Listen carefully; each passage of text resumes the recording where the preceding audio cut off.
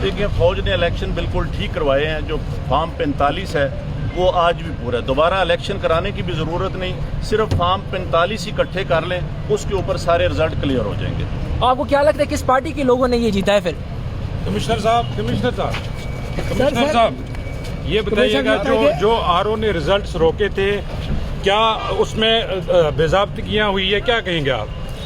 बिल्कुल, बेज़ाब्तियाँ तो छोटा लफ्ज़ है। जो यहाँ पे हुआ है कि जो लोग आज़ाद उम्मीदवार 70-70, 80-80 हज़ार की लीड से जीत रहे थे, हमने उनको हरवाया है और उनके ऊपर जाली मोहरे लगा के सबको हरवाया। जाली मोहरे लग रही थी उस वक्त, आपने किसी से कहा कि सब कुछ हो रहा है, गलत हो रहा है, इसको रोका जाए? देखिए, मैं ये सारी इस गलतकारी की जिम्मेदारी अपने ऊपर ले रहा हूँ और साथ आपको बता रहा हूँ कि जो चीफ इलेक्शन कमिश्नर है, जो चीफ जस्टिस है, वो भी इस काम में पूरे शरीक है। तो किसके कहने पे सब कुछ होता रहा? ये इतना सब कुछ जो हुआ, आखिर किसके कहने पे होता रहा? आपके ऊपर कोई दबाव था? किसने ऐसा किया? मेरे ऊपर कोई दबाव नहीं है। मेरे बाप दादा भी अंग्रेजों के खिलाफ और सिखों के खिलाफ जंगें करते रहे हैं, लड़ते रहे हैं ये मुल्क बनाने के लिए।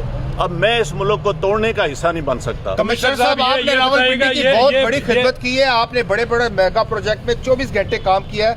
ये बताइएगा कि आपको कमिश्नर चीफ इलेक्शन कमीशन दबाव में ला रहा था कि ये करें सारे काम, लोग जीतों को आपने हराया, आपको नींद कैसे आती रही? किस तरह आपका ज़मीर जाग गया? देखिए, मैंने रावलपिंडी के लिए 14-14, 16-16 घंटे काम किया है। मैंने यहाँ रिंग रोड बनाया है, ददोचा डैम बनाया है, होली फैमिली हॉस्पिटल बनाया है, जिमखाना बनाया है, मैंने लारी अड्डे बनाए हैं, मजदूरों के लिए सेंटर बनाए हैं, मंशियात के अड्डे सेंटर बनाए हैं। सब कुछ मैं अपने मुल्क की बेहतरी के लिए करता रहूं, लेकिन आखिर पे मैंने जो इस मुल्क के पेट में छुरा घोंपा है, मुझे वो सोने नहीं देता। कमिश्नर साहब,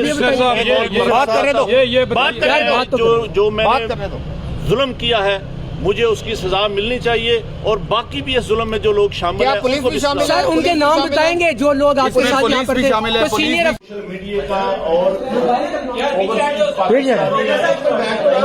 इतना प्रेशर था कि मैंने आज सुबह की नमाज के बाद एक दफा मैंने खुदकुशी करने की कोशिश की है, लेकिन फिर मैंने सोचा कि मैंने क्यों ना ये सारी चीजें अवाम के पास रखूं, मैं खुद क्यों हराम की मौत मरूं और मैं ये सारी चीजें अवाम के सामने क्यों ना रखूं। मैं इस क्रम में से गुजर रहा हूं। मेरी तमाम ब्यूरोक्रेसी से गुजारिश है कि अपने इन सियासी लोगों के लिए जो मुख्तलिफ शेरवानियां सवा के मिनिस्टर बनने को फिर रहे हैं, इनके लिए कोई गलत काम न करें। हम लोग ये काम बर्दाश्त